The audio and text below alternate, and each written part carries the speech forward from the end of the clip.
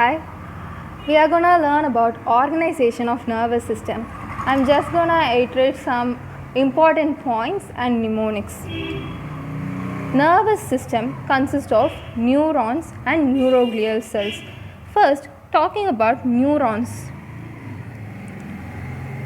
They widely differ in their form and structure. So, we have morphological or anatomical classification and functional classification. First, let's learn about morphological classification. Morphological classification is based on the number of processes they possess. First, it is pseudo-unipolar neuron, then bipolar neuron, multipolar neuron, then unipolar neuron. Their examples constitute an important part. Pseudo-unipolar neuron, the example is dorsal root ganglion. Bipolar neurons are present in retina, olfactory epithelium, that is basically all the sense organs, then sensory ganglia of cochlear and vestibular nerves.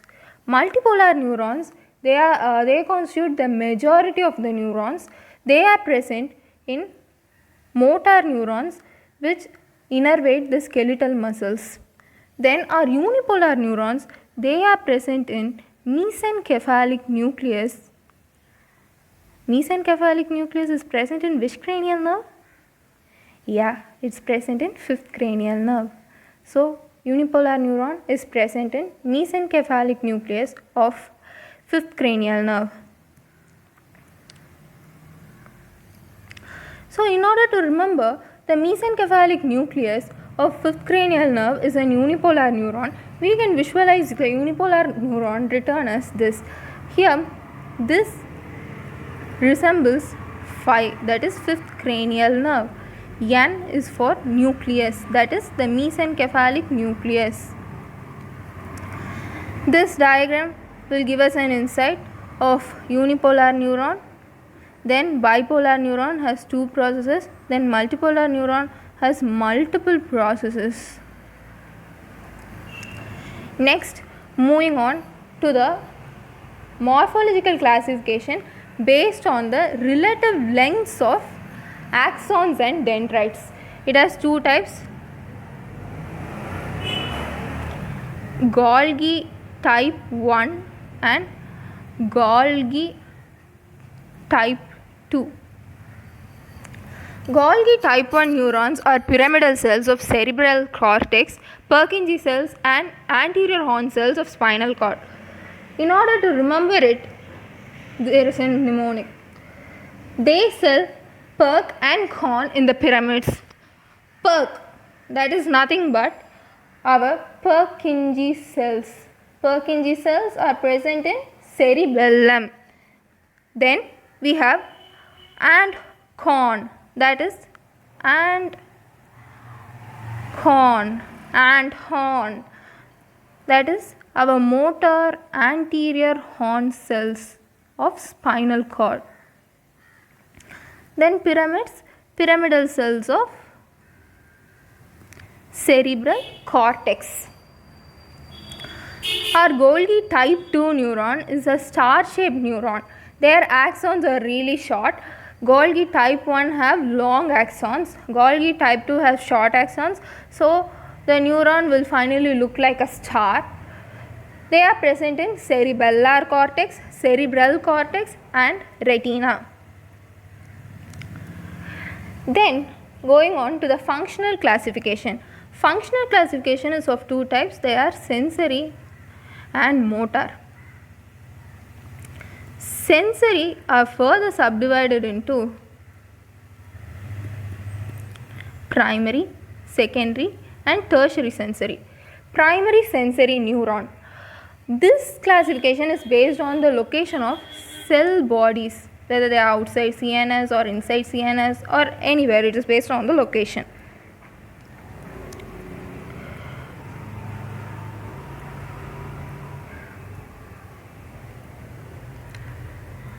Primary neurons, they are present outside CNS. Secondary sensory neurons are present inside CNS. Then our tertiary sensory neurons are present in thalamus. These are about sensory neurons. Then talking about our motor neurons, motor or efferent neurons, they are of two types, somatic nervous system and autonomic nervous system. Now the somatic neurons are further divided into upper motor neurons and lower motor neurons.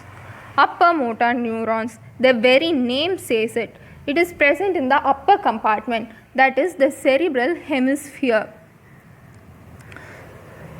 So what is below cerebral hemisphere? Yeah, it is brainstem and spinal cord. So the lower motor neurons are present in brainstem and spinal cord. Here also the very name says it. Upper, it is upper compartment, that is the cerebral hemisphere. Lower, it is the lower compartment, that is the brain and the spinal cord. Now next are ANS. ANS has two neurons, they are preganglionic and postganglionic. Preganglionic neurons, they are present in brain and spinal cord. Postganglionic, obviously they should be outside somewhere, that is outside CNS. They can be in lateral, collateral or terminal autonomic ganglia. Now going on, so these are the classification of neurons. Now going on to the classification of neuroglia. Going on into neuroglia, neuroglia can be either inside CNS or in PNS. Inside CNS, it has four types of cells. They are astrocytes, ependymal cells, oligodendrocytes and microglia. Astrocytes, they are the primary glycogen reserve and they are the most abundant and numerous of the neuroglia cells. They are of two types, protoplasmic and fibrous. Then ependymal cells, they line the ventricles of the brain. They line the ventricles of the brain. Then oligodendrocytes, they form the myelin sheath in the CNS. Microglial cells, they are derived from phagocytic white blood cells, that is fetal monocytes. Actually, they don't develop in the nervous tissue. They migrate from the blood into the nervous system just before birth. So this explains about the origin, that is all the other glial cells, they derived their origin from ectoderm, whereas the microglia is derived from mesoderm. Then in PNS we have Schwann cells and satellite cells. Schwann cells, they form the myelin sheath in peripheral nervous system or outside CNS. Then our satellite cells, they provide nutrition and support. Now this ependymal cells are of three types, ependymyocytes, then we have choroidal epithelial cells. These choroidal epithelial cells, they are of clinical importance as they form our CSF. Then tanycytes. This is important. These tanycytes are nothing but they are also ependymal cells, but they line our fourth ventricle and they have long basal processes.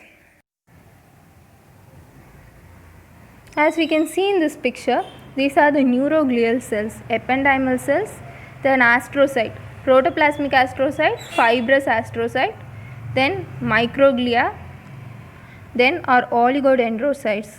It is very small. Microglia are phagocytic. Ependymal cells have cilia. So they help in the movement of CSF. Astrocytes have lot of processes.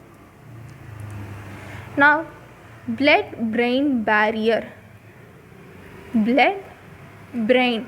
So blood and brain contributes to this barrier. So the contribution from blood is nothing but the blood wall or the capillary wall.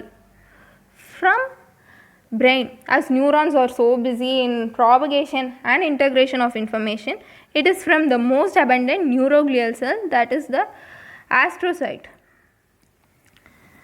Astrocytes, food processes. So as we can see in this image, perivascular feet of astrocytes form a sleeve around the blood capillary.